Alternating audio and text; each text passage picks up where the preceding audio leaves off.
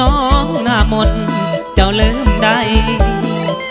บอกฮักอายหมดจิตหมดใจแต่แล้ว3 วัยเปลี่ยนใจสั้นว่าผู้บ่าวบ้านอื่น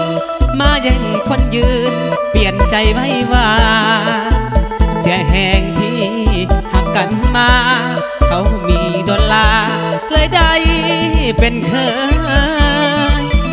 บ่ถึง3 วันแม่น้องจอมขวัญหับเคยขึ้นบ้าน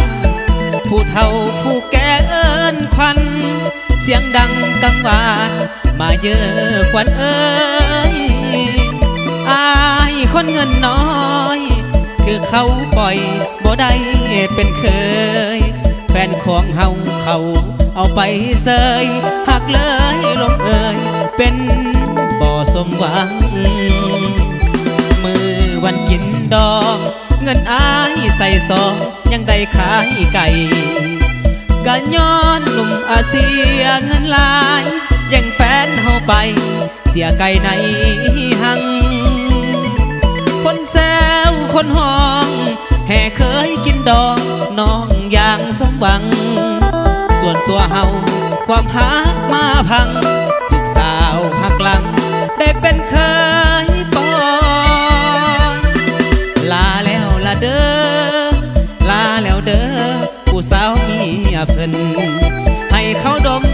สองแก้มเปิ้นเวินให้ขอทางเดินจากขวัญชีวีหากมีศาสนาบุญ2 น้ำพาพ่อหน้ากันไหมหักอายพังเสียหวังเสียใสย้อนเงินบ่หลายจึงขายไก่สวยนา